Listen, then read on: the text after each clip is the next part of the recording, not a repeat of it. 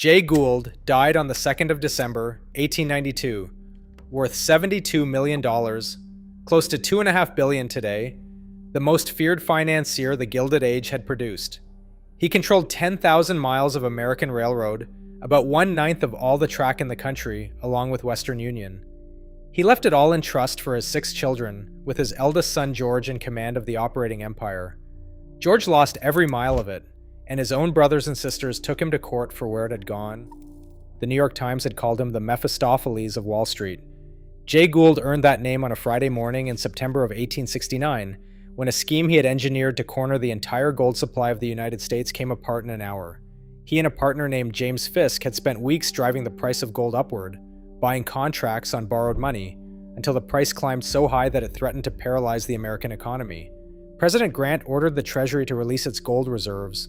The price cratered in minutes, and the panic that followed ruined thousands of investors in cities across the country. Gould had sold his own positions before the break, and he walked away whole while the men who trusted him lost everything. The newspapers called it Black Friday. The name Jay Gould became the most feared in American finance. Over the next 2 decades, Gould assembled one of the largest private railroad systems in the United States, and he did it through acquisition. He bought distressed railroad lines for fractions of their worth, stripped their boards, replaced their managers, cut their costs until they ran lean, and linked them into networks that no competitor could operate as cheaply. As Edward Renahan documented in Dark Genius of Wall Street, at his peak, Gould controlled about 1/9 of all the railroad track in the United States, along with Western Union, the telegraph monopoly, and the elevated railways of New York. He had no formal schooling, no inheritance, no patron, and no interest in charity or society. Everything he possessed, he had built himself, and he knew how every dollar of it had been made. That knowledge was the one thing he could not leave to his children. When he died, his estate, per the American Heritage Appraisal Record, was valued at more than $84 million. He left nothing to charity, not a dollar.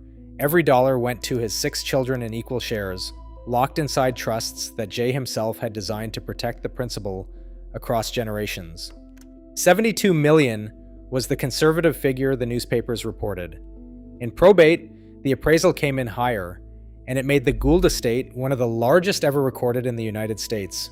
On the 5th of December, 1892, as the New York Tribune reported, Jay Gould's coffin lay in the parlor of 579 Fifth Avenue between 2 windows, the silk and velvet walls of the room lit by electric globes and hung with paintings by the old masters.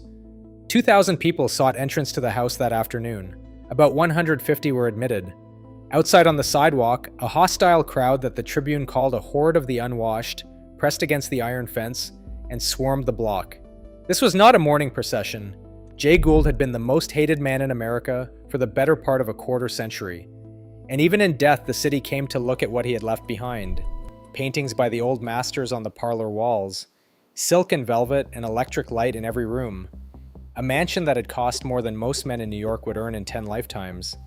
And on the other side of those walls, 6 children who now owned everything that Jay Gould had spent a lifetime building. But Gould had done something that no crash, no rival, and no congressional investigation had ever managed to undo. He had built a fortune so large and so well defended that it would take someone inside his own family to destroy it. Jay Gould had chosen his heir years before he died.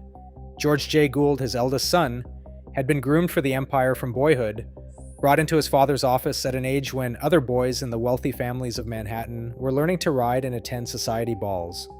Per the American National Biography and the terms of Jay Gould's will, on George's 21st birthday, he received a seat on the New York Stock Exchange and his father's power of attorney.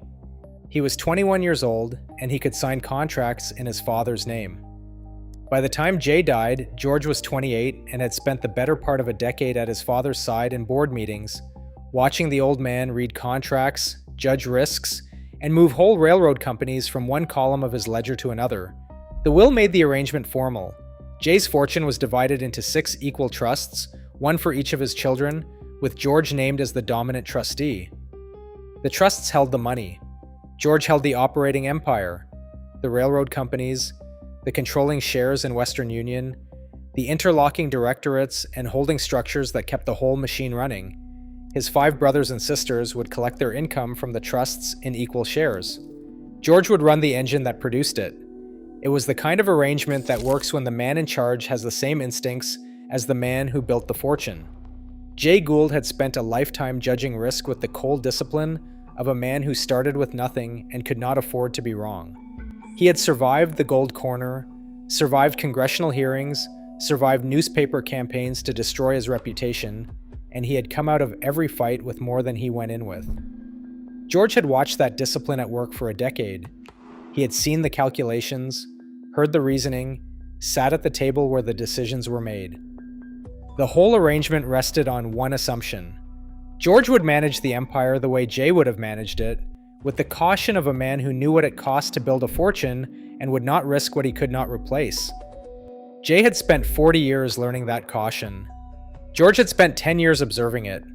No one in the family, at the time of the funeral, seemed to have considered the possibility that observation and instinct might not be the same thing. But they were not the same thing. George Gould, at 28, was the trustee of the largest private railroad fortune in the country, and he was about to bet the whole thing on a project his father had been too careful to attempt. What George wanted was the one thing his father had never finished. Jay Gould had assembled one of the largest private railroad networks in the western half of the United States, but the system had gaps, borrowed routes, and no continuous line running from one coast to the other under a single Gould flag. George set out to close that gap. Per the record of the Gould transcontinental system, the plan was a single railroad stretching from the port of San Francisco east across the western Pacific, through the Denver and Rio Grande and the Missouri Pacific, over the Wabash to Pittsburgh, and down the western Maryland to a tidewater terminal on the Atlantic seaboard. It would have been the most ambitious private railroad project in the country since the original transcontinental. In the 1890s and the early years of the new century, the railroads were the dominant industry in the United States, and the men who controlled the through routes from coast to coast controlled the commerce of the country. Harriman had his Southern Pacific and Union Pacific. The Hill-Morgan Alliance had the Northern Pacific and the Great Northern. A Gould transcontinental would have placed the family among the commanding railroad interests in the nation and given their system a competitive position that no regional line could match. George looked at what his father had built and wanted to finish it. The prize was too large and too close to leave sitting on the table. Jay Gould had never attempted it. The reason was not timidity, it was arithmetic. The cost of building the missing links between the existing Gould roads was enormous, and the financing required borrowing against railroads that were already carrying debt from Jay's acquisition years. To build the new roads, George would have to mortgage the old ones. The family's protected trust money, the principal that Jay had accumulated over a lifetime, and defended with a will full of legal provisions, would have to go on the table. And there was a problem that no amount of money or engineering could solve. At its fullest extent, per the transcontinental system record, the Gould line ran from San Francisco to Pittsburgh. But between Pittsburgh and Connellsville, Pennsylvania, there was a gap of 150 miles that was never bridged. George spent years negotiating with the Pennsylvania Railroad for access through that stretch, and every negotiation failed. The Pennsylvania had no interest in opening its territory to a competitor. George Gould had built a transcontinental railroad that could not cross the continent.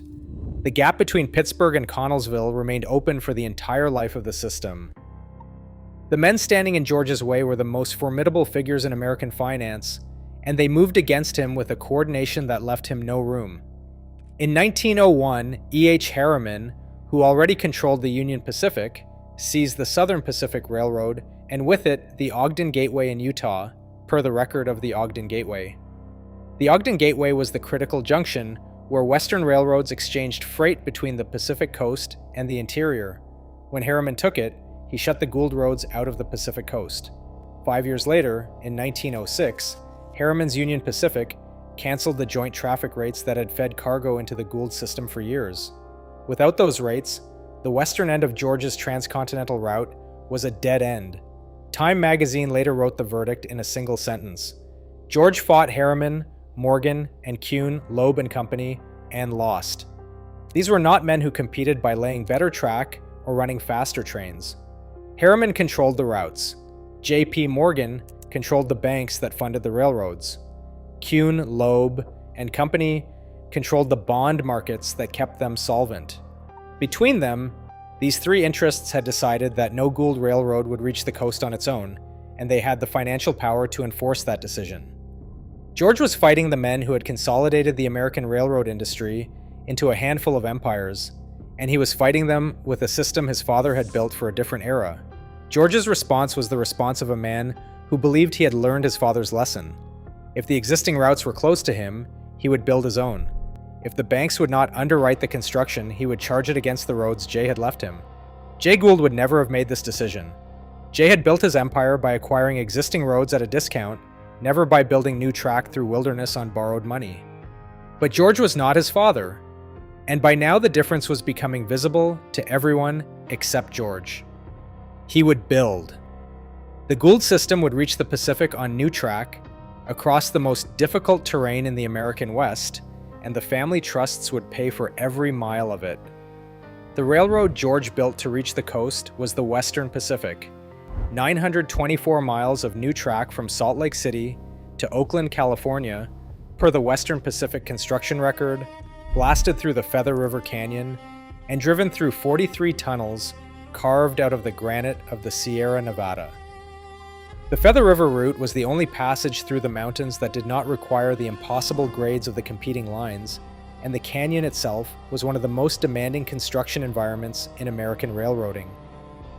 The crews worked through winters in the Sierra, building bridges across gorges and carving ledges into cliff faces above the river. Every mile cost more than the engineers had projected, and every cost overrun added to the debt piling up on the Rio Grande's books.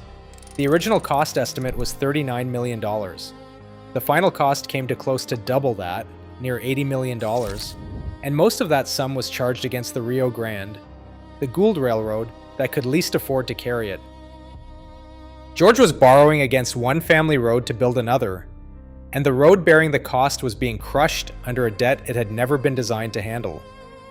The construction took years, and while George's crews blasted tunnels through the California mountains, the eastern half of his transcontinental system was already coming apart.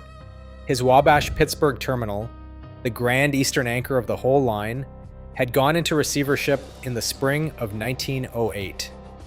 And the Western Maryland had gone bankrupt the same year.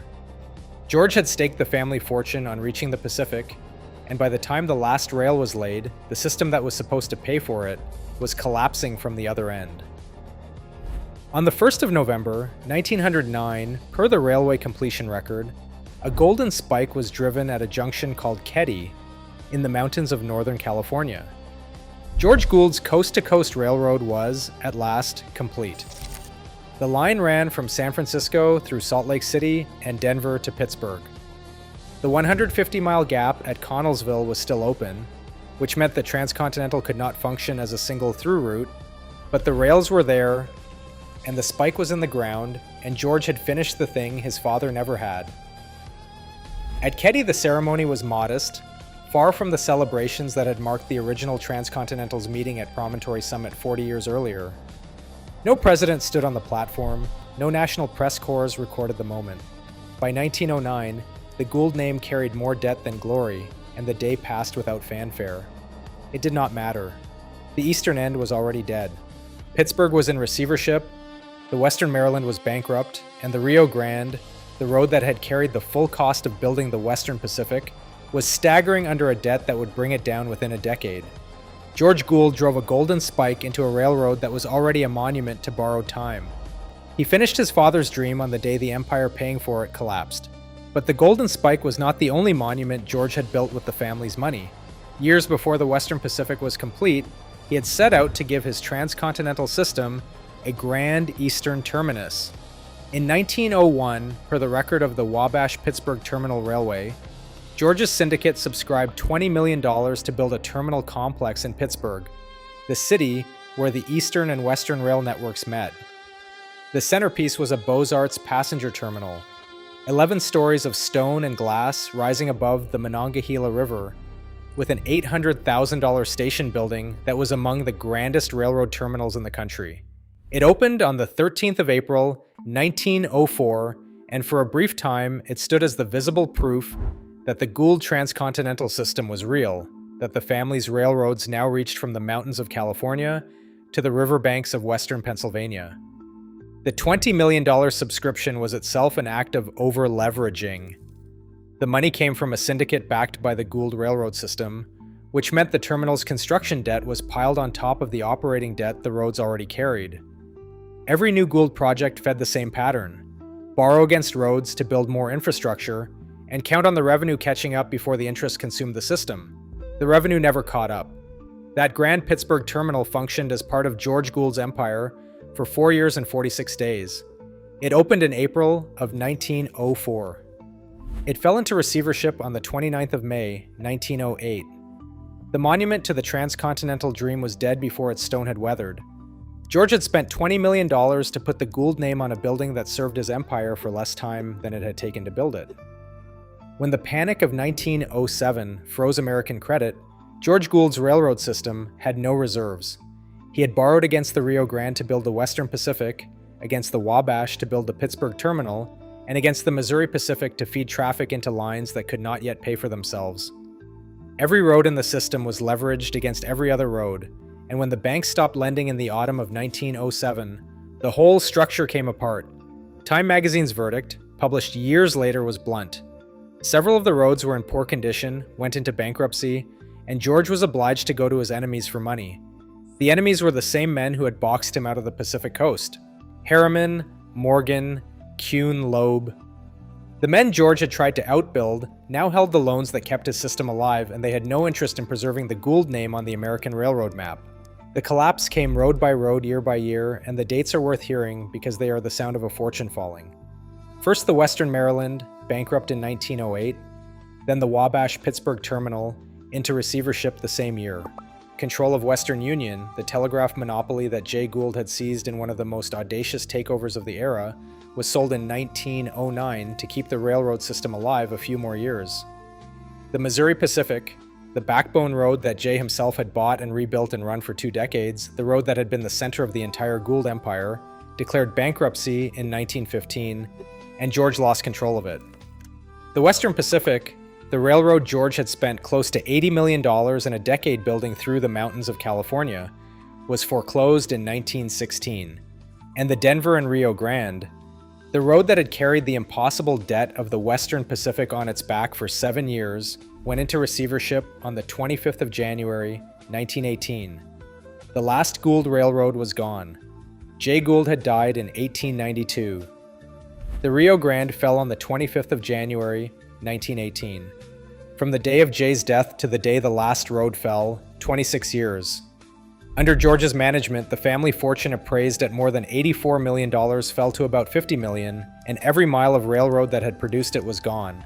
26 years, and the operating empire Jay Gould had spent a lifetime building had been dismantled by the man he chose to protect it. The American National Biography delivered its judgment in one sentence. George seemed to have a transcontinental system in his grasp, but his financing was unsound, and he crashed in the Panic of 1907. By 1918, all the roads had been lost. The Gould fortune was not stolen by a swindler, and it was not destroyed by a crash that no one could have predicted. It was gambled away by the trustee. George held the family's money in trust and under his name, and he betted on a dream that his father had been too shrewd to chase.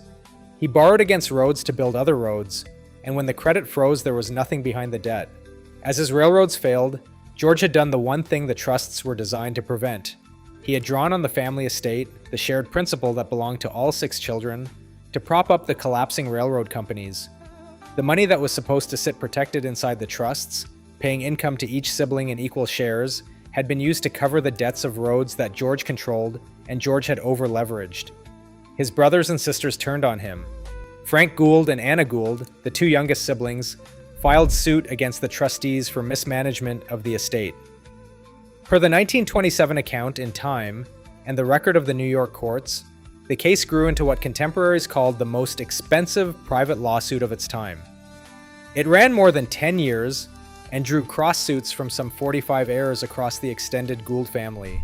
Jay Gould had left his fortune to 6 children, and those 6 children had married and had children of their own, and now the grandchildren and their spouses were filing claims against the estate. Brothers sued brothers. Children of one sibling sued the children of another. The family that Jay Gould had built his fortune to protect was tearing itself apart in a New York courtroom over the wreckage of that fortune. Jay had left 6 children and a will designed to keep them together. 30 years later, all 6 bloodlines were on opposite sides of a legal proceeding. At the center of it was George, alone on the witness stand. A referee named Edward Hatch was appointed by the New York Supreme Court to weigh the accounts, and George's examination ran to 1,250 pages of testimony taken over close to 2 years, per the court record. The man who had inherited the greatest railroad fortune in America sat in front of his own family's lawyers and answered line by line for where the money had gone. What had happened to the Missouri Pacific? Why the Western Pacific had cost double the estimate? Where the trust principal was? Whether any of it could be recovered? George was not a young man by the time the examination was done. He had spent years fighting Harriman and Morgan on the railroad maps, and now he was fighting his own family in a New York courtroom. The questions were not about strategy or ambition. They were about accounting. Had the trust principle been used to cover railroad operating losses? It had. Had the siblings been informed? They had not. Had the losses been recoverable at the time George authorized them? No one could say. 1,250 pages, close to 2 years of testimony. Every failure documented, every decision questioned, every loss traced back to the man who had made the call. The law decided that George had mismanaged the estate. Time reported a judgment of $50 million entered against the 4 trustees, later compromised down to a settlement of $20 million. George's own siblings had convicted him, in effect, of losing the family fortune. The trustee who was supposed to protect the money had gambled it on railroads that no longer existed, borrowed against trusts that were supposed to hold their principal intact, and now the family was collecting the damages in court. George Gould did not live to see the end of the lawsuits. In the winter of 1922, per the New York Times estate report, he traveled to Egypt and entered the newly opened tomb of Tutankhamun, the boy king of the 18th dynasty. George walked through the corridors of the tomb in the company of archaeologists and wealthy visitors from across Europe who had come to see what was being called the greatest archaeological discovery of the century. He took a fever there that he never shook. Weeks later, at his villa on the French Riviera, the fever turned to pneumonia. On the 16th of May, 1923, George J. Gould died in the south of France, far from the railroad maps and the courtrooms and the Fifth Avenue mansions that had defined his family for 30 years. He was 59 years old. He died 6 weeks after Lord Carnarvon, the British aristocrat who had financed the excavation of Tutankhamun's tomb. And the coincidence was close enough that contemporaries whispered about the curse of the pharaohs. The curse made for a better story than the truth. But the truth was simpler. George Gould had been coming apart for years, and the fever in Egypt finished what the railroad wars and the family lawsuit had started. His final accounting was plain. George had inherited about $14 million, his 1/6 share of Jay Gould's estate, along with operating control of the entire railroad empire. His own estate, when the debts were settled, came to about $5 million. $14 million reduced to 5, and every mile of railroad gone with it. That was the cost of a transcontinental dream, a decade of bankruptcies, and a family lawsuit that consumed the last years of his working life. George had spent his final years on the French Riviera, far from the world where his father had built the fortune. He lived in a villa at Mentone, and his health had been failing long before the trip to Egypt. The man who had once controlled 10,000 miles of American railroad and the largest telegraph company in the country ended his life in a rented house on the Mediterranean, with creditors still working through the debts.